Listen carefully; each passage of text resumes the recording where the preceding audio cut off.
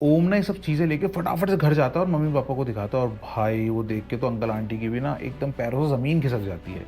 इनके गांव में ना एक आमा होती है जिनके अंदर देवी आती हैं।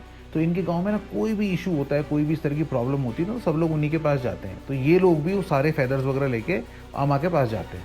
अब जैसे ही फेदर लेके अम्मा के पास जाते हैं ना, अम्मा जैसे ही फेदर को टच करती है उनके अंदर देवी आ जाती है। अब वो कांपते कांपते ना एकदम से उनके अंदर देवी आती है। वो चिल्ला चिल्ला के बोल रही होती है, तेरे को बलि चाहिए, तेरे को बलि चाहिए, मैं दूंगी तेरे को बलि, लेके नहीं जाने दूंगी तेरे को, उसको मेरी बेटी को लेके नहीं जाएगी, मैं दूंगी तेरे को बलि। फिर अम्मा एकदम से अरुण की तरफ मुड़ती है, बोलती है तू बेफिक्र रह, तेरी बहन को कुछ नहीं होने दूंगी, जब तक मैं हूं तब तक तेरी बहन को कुछ नहीं होगा। और वो ऐसे कांप रही है, चिल्ला रही है। आप लोग अगर गांव वगैरह से हो, पहाड़ों से हो, तो ये आपने देखा होगा, बहुत कुछ होता है यहाँ पे। फिर धीरे धीरे अमा से ना वो देवता चला जाता है और फिर अमा इनको बोलती है ऐसा है, एक जागर रखो घर में, और जागर रखो, उसमें पूजा होगी और उसमें जो है तुम्हारी जो बहन है उसको तुम वहाँ पे बैठाओगे। दोस्तों, जागर एक ऐसी पूजा होती है जो कि हमारे देश में ना बहुत जगहों पे अलग अलग नाम से बोली जाती है। जागर बेसिकली पूरी रात पूजा होती है, पूरी रात जागते हैं, उसमें पूरी रात पूजा करते हैं और आपके जो लोकल देवी देवता होते हैं ना वो आपकी फैमिली के लोगों में आते हैं। इनफैक्ट मैंने ना, हमारे यहाँ भी होता है, तो मैंने व्लॉग भी बनाया हुआ है, मैं उसका यहाँ पे ये स्क्रीनशॉट भी दे रहा हूँ, लिंक भी है, आप देखना, डिस्क्रिप्शन में लिंक है उसका, तो आप देखना, आपको सही लगेगा अगर आपको पता नहीं इस बारे में।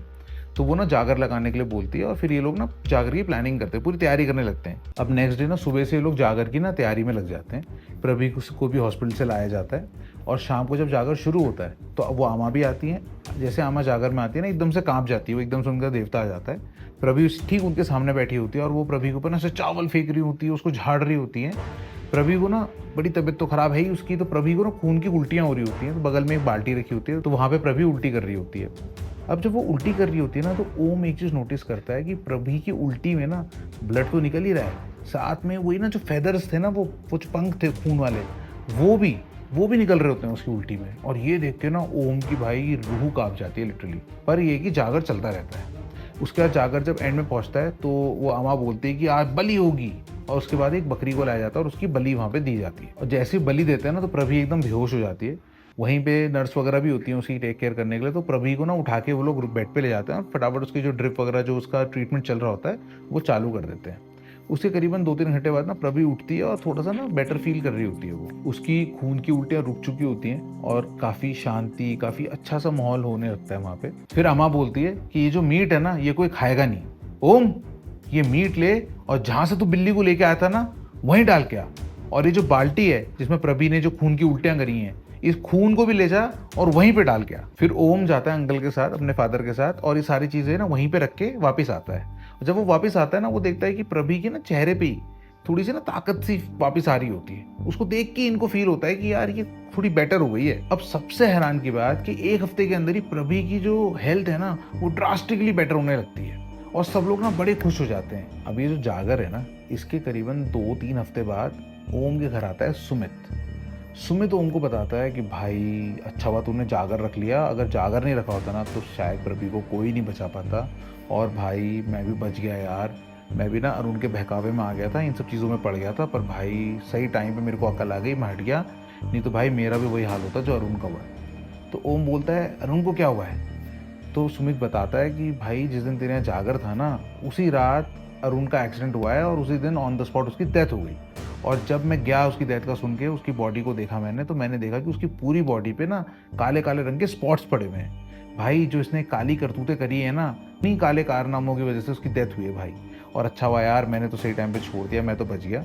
और ये बोल के सुमित चला जाता है। अब ओम को ना ये तो पता ही होता है कि यार कहीं ना कहीं अरुण इसमें इन्वॉल्व है, क्योंकि वो बहुत ही ना, जब वो आया भी था, वो जब प्रभी से मिलता था, गायब हो जाता था, थोड़ा सा उसको ना शक तो था, पर वो ना बस यकीन में नहीं था। अब ओम ना प्रभी से पूछता है, यार प्रभी एक चीज़ मुझे बता, ये तेरे तकिया के नीचे फेदर मिले थे हमें, ये फेदर कहाँ से आए थे? तो प्रभी उसे बताती है कि भैया वो ना एक्चुअली अरुण आता था, तो अरुण बोलता था कि मैं तेरे लिए गुड लक है, मैंने ना प्रे किया है, इनको तो अपने बेड के नीचे रखेगी ना तो तेरी तबीयत जल्दी ठीक होगी, और मैं फिर उनको अपने बेड के नीचे रख लेती थी। तो ये चीज़ सुन के ओम को ये तो पता लग गया था कि यार ये कहीं ना कुछ, ये जो कुछ भी इनके साथ हुआ है, ये हुआ तो अरुण की वजह से ही है।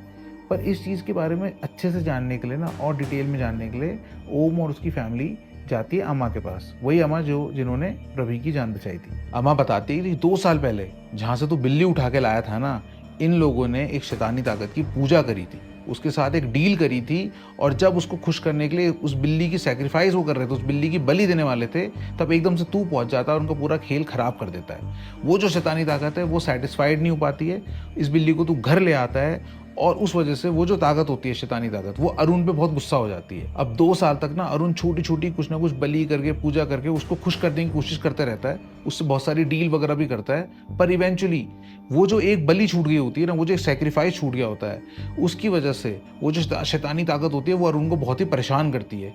अरुण को बोलती है कि अगर वो बलि उसे नहीं मिली तो इवेंचुअली वो अरुण को जान से मार देगी, और इस चीज़ से गुस्से में फ्रस्ट्रेट होकर अरुण बोलता है कि अब अगर बलि होगी ना तो ये ओम के घर से होगी, क्योंकि इसकी वजह से ही मेरा गेम बिगड़ा है। और वो गुस्से में तेरे से बदला लेने के लिए दिल्ली से वापस आता है और तेरे साथ ये सब चीज़ें करता है। जब तक बिल्ली तेरे घर में थी तब तक तेरे घर में ज़्यादा नुकसान नहीं हुआ, क्योंकि उस सारी नेगेटिव एनर्जी को, सारे वार को, सारे अटैक्स को बिल्ली अपने ऊपर लेती रही।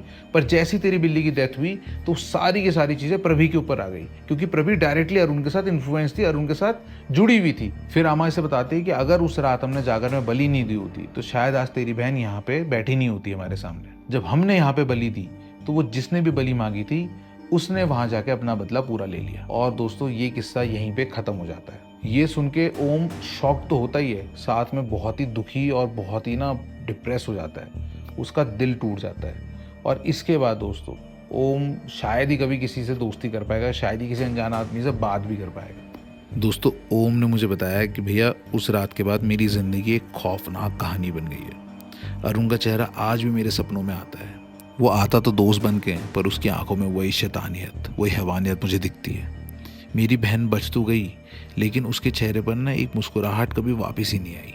शायद उस अंधेरे ने हम सब में से कुछ ले लिया, कुछ ऐसा जो कभी वापस नहीं आएगा। सो दोस्तों ये थी कहानी ओम और प्रभी की, है ना, दिल दहलाने वाली कहानी। दोस्तों ये जो चीज़ें होती है ना, कल्ट और ये सब चीज़ें जो लोग फॉलो करते हैं, लोगों को ऐसा लगता है कि ये सब फॉलो करके उनको ना नाम, दौलत, शोहरत बहुत ईजिली मिल जाएगा। लोगों को ना इसकी बहुत ज़्यादा तड़प होती है, तो वो लोग ना इसे गलत राहों में, ब्लैक मैजिक, कल्ट, इन सब चीज़ों को फॉलो करने लगते हैं। पर दोस्तों इन चीज़ों का अंत ना कभी भी सही नहीं होता।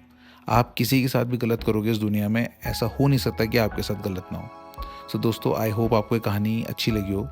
मैं बहुत कोशिश करता हूँ, बहुत ही मेहनत करता हूँ कि आपके लिए सबसे तगड़ी, सबसे अमेजिंग कहानियाँ लाऊं, ऐसी कहानियाँ जो आपने शायद यूट्यूब में कहीं सुनी ही ना हो।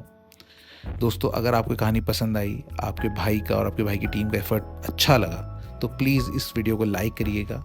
आप अपनी अगर कहानियाँ मुझे बताना चाहें तो डिस्क्रिप्शन में ईमेल आईडी है, मैं इनफैक्ट स्क्रीन पे ही लिख देता हूँ, आप मुझे मेल कर सकते हैं और हम डायरेक्टली व्हाट्सएप पे भी बात कर सकते हैं। आप अपनी कहानियाँ मुझे वॉइस रिकॉर्ड करके भी भेज सकते हैं। एंड देन अगर आपकी कहानी मुझे अच्छी लगी तो मैं डेफिनेटली आपको फीचर करूँगा। इस कहानी के सारे नाम हमने चेंज कर दिए हैं, जगहों को चेंज कर दिया गया ऑफकोर्स, तो प्लीज़ आप पर्सनली मत लेना। एंड अगर आपने चैनल को सब्सक्राइब नहीं किया तो प्लीज़ सब्सक्राइब कर दीजिए। हम लेके आएंगे ऐसी और भी अमेजिंग सी कहानियाँ। अब मिलते हैं अगली कहानी में दोस्तों, तब तक के लिए अपना ख्याल रखिएगा। Okay bye.